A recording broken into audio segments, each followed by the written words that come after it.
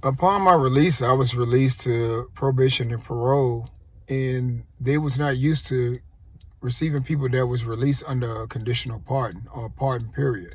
So they didn't have any protocol for my steps, not just substance abuse or mental health, but just my transition period, my adjustment period of the first 6 months when you're released. It was not mapped out in their protocol. So what wound up happening was I was assigned to the chief probation officer. She then got in touch with Richmond and said, look, y'all, pardon this guy. We really don't have anything for him. If anything, he can help us more than we can help them.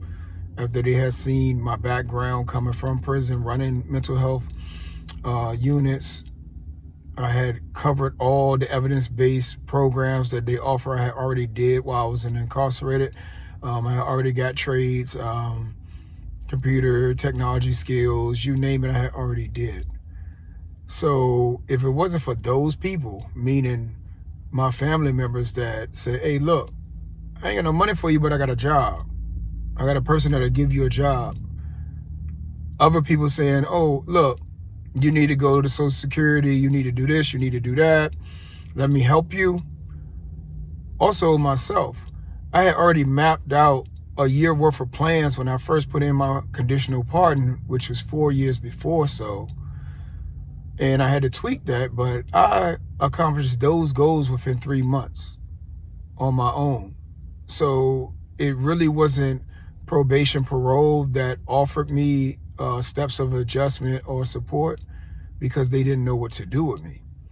Also, when we're talking about substance use, substance abuse, or mental illness, and those getting released with these conditions or facing these conditions when going in, now they have specialty courts, which I would advise family members to get their loved ones in a specialty court if they're dealing with substance abuse issues, if their crimes are based on substance urges, meaning the things that they did to break the law was to get a fix, get high, or to gain the substance of their choice, their drug of choice, then get them in front of a specialty court like drug court, mental health court.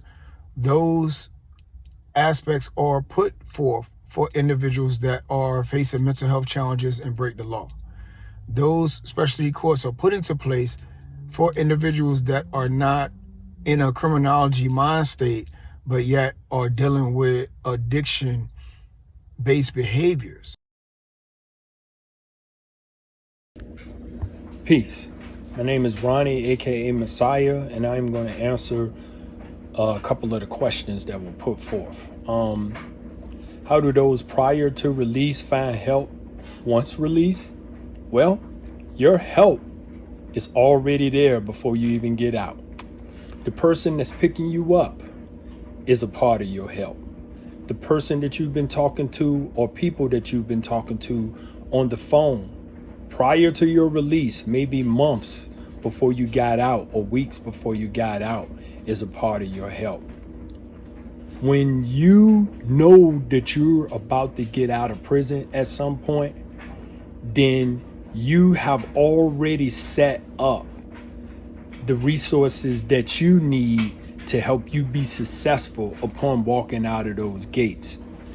That can consist of somebody who has offered you employment, pastors or clergy people, family members that are giving you a place to stay. All of that is already set up for you before you get out.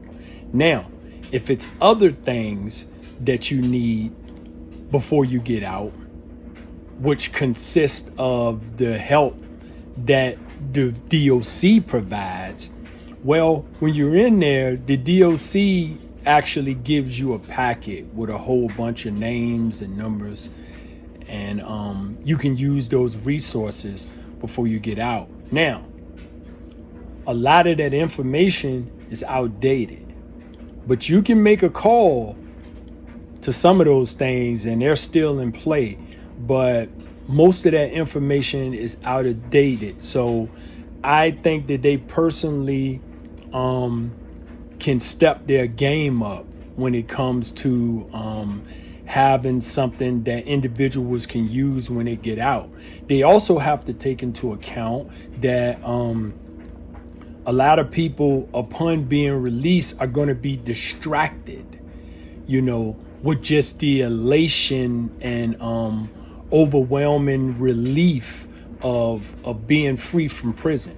So they're not even going to be looking at these resources that they were given unless they're completely destitute or don't have any family members or anything like that. So that's why I say you have to be a self-starter when you're in there. You have to be looking for people and individuals that are going to be in your corner, that are going to be conducive to you being a successful individual when you get out there. Not everybody has the same type of help, but if you have anybody that you can talk to in there and they really care about you or really give a damn, then they are going to be trying to help you all that they can so you can be successful when you get out there. So the questions kind of go hand in hand, but I think the second question is the first one.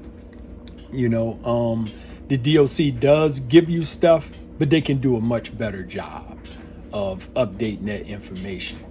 And,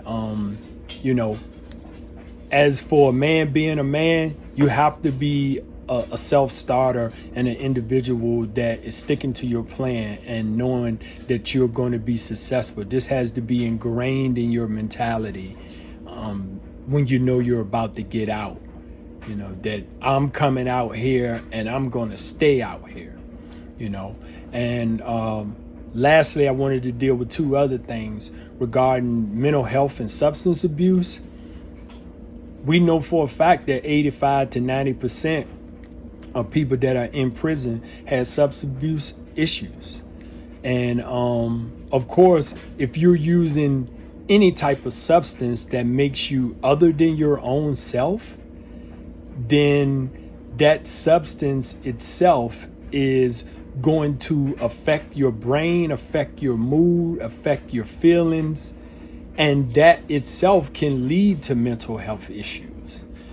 So once you get in prison and you decide that you're not going to be an addict anymore and you stop that behavior, you immediately start to improve upon not being on any mind-altering drugs or substances, simply for the fact is anything that is affecting your brain chemically is going to cause you to have side effects, which we know is mental health issues.